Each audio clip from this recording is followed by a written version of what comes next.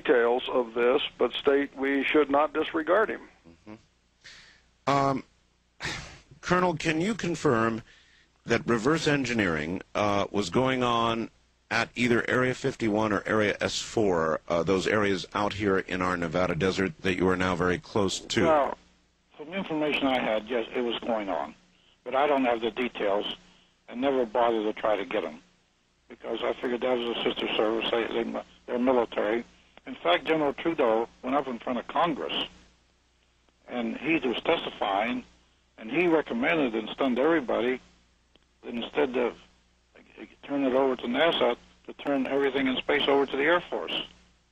And people were stunned when he said that. And he actually said this in front of the Senate committee. So we didn't bother with them. They were doing their own work. We trusted them, and we let them alone. And we figured that it's best that we stay where we are to ourselves. All right, to this day, how compartmentalized do you believe it is? For example, do you think the President and our current National Security Council are now in the loop, or is all of this still off to the side and a government, in effect, within a government that harbors this information? Well, the government, you know, when you talk about the government, it's a huge organization. Of course. And I've said in some of my interviews, leave the government alone, it'll cover itself up. You know, and that's true. That's what happened. It happened on my POW reports, the missing POWs I sent from Japan. Kissinger even and Scowcroft said those reports didn't exist, yet they were there. We found them later. People didn't want to do anything with them. When you touch UFOs, people run and hide for some reason. I know. And I guess it's still going on. Because I've been attacked, minor attacks, so nothing of any consequence. And even Whitney Sabert, you know, the man who wrote Communion? Yes. He told me, he said, Phil, he said some of the, at Roswell, he said Phil, some of the attacks are we're treading on their territory. Oh, that's right. That's how you know you begin to get attacked. Do you believe, Colonel, that the Foreign Technology Division may still be involved in seeding this technology into industry? Because we didn't figure it all out back then. I can't say. I'm not clear anymore, and I haven't been in contact for a while. Although people tell me, like these people in uniform just told me a week ago, it's still going on. So I hope it is, because it's important enough to keep on going. And I think some of these developments, I surprised my son one day because we build airplanes, these Route-10 type airplanes, and a B-2 came over an air show, and I told him what to do, and he called me. He said, "Oh no, it can't." Then he called me up, and he said, "It came over and it flew like a little airplane. It held near impossible for a big airplane like that." That means some of the developments are going into that craft. It has to be. Say, Art? Yes, John. On FTD, and again, this was an Army, small Army organization, not the one at Wright-Patterson with the Air Force. One of the things I was able to confirm is that when Phil came to the Pentagon, this unit was created, and right after he left, it disappears. If you follow, what I did is go through the phone books for that period in the Pentagon. So you were able to confirm that division at that time? At that time, and then it disappears as he retires. And right after Trudeau left, because remember, he was working directly for Trudeau. And right after, a few months after General Trudeau retired, that's when Phil Corso retired. Yeah, I retired 6 months after he did. 6 months. Like General Beach, he gave me my last decoration, the Army Commendation Medal, for what I did with General Trudeau. But I still stayed in touch with General Trudeau. And 3 years ago he died, releasing you from your vows to him. Yes. And then what made you decide, Colonel, to write this book? I mean, Well, one of the reasons I decided to write it, my grandchildren, the 3 little boys, asked me one day, what did you do during the war, Granddad? So I figured I'd better leave them a legacy and put it on paper, because really I never had any intention of writing a book, you know. That wasn't my area at all. And I started to write. And I put it all down, including my tie-in experiences and even other investigations that I did in the government. I started to put those on paper. I figured at least I'll leave them for a legacy for the little boys. And from there it evolved into this book, which I never expected to see that.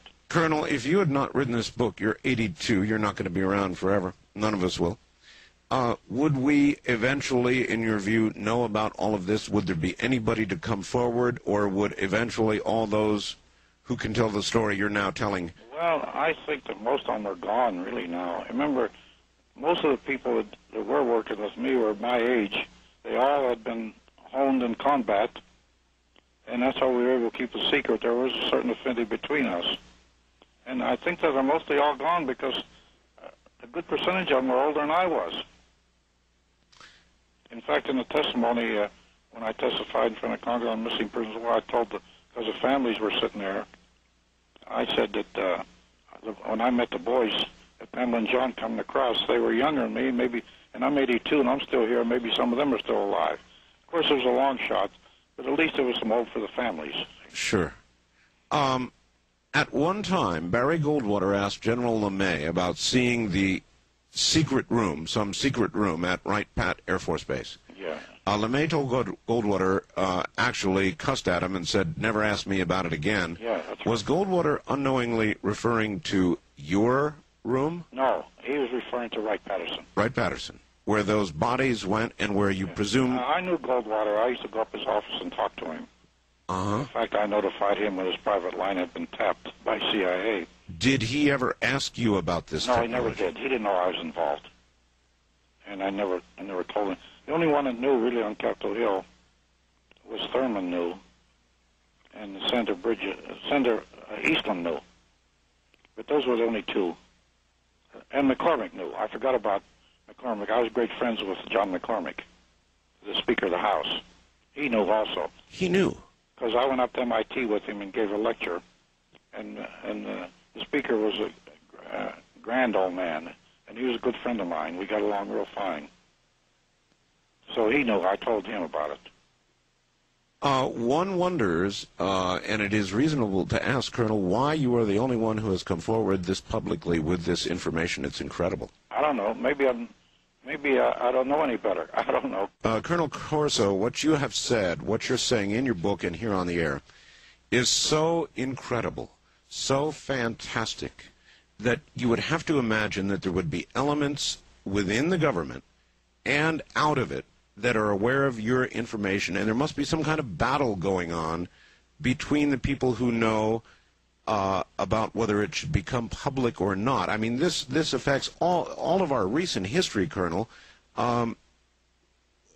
Is there a battle going on? Will there be others? Are you the last? What do you think? No, I've had calls from some of them. They'll come forward in time, but I can't expose their names without their permission.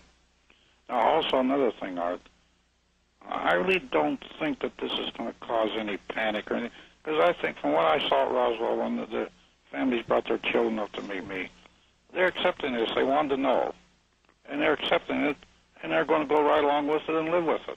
I don't think there's going to be any great explosion or any panic. I think they're accepting it as a thing of the future, and I think it'll end up that way. And that's the way I hope it ends up. This is part of history. It's written now. The young ones accept it, and mostly I want the young ones to accept it because we won't be here that long, but they will still be around. And I think that's what's going to happen to the book. It's going to be accepted. It's what they wanted to hear. Hey, Art? Yes, Jim. Can I interject kind of an administrative thing? I haven't had a chance to talk. I might mention, I said that Phil is high energy, and I think we can see that, but he's now in 17 hours today. I understand. So, but it might structure the kinds of questions you want to answer in this segment. All right. There's news breaking tonight. This may seem funny, but it's not. They have constructed the world's tiniest guitar. It's about the size of a single blood cell, 20 times thinner than a human hair. It has 6 strings that can be plucked, but they are actually too small to be heard. Is this kind of... Actually, scientists at Cornell University carved the guitar out of crystalline silicon to demonstrate the possibilities of building devices at the microscopic level. Could this be technology derived from this same group of artifacts, Colonel? It could be, because some of the things in there make a little sense, that you just said. And the first transistor I saw was almost out with microscopic little wires in it. It came from the flying saucer. What happened to all of those materials, the ones that were not turned over to industry,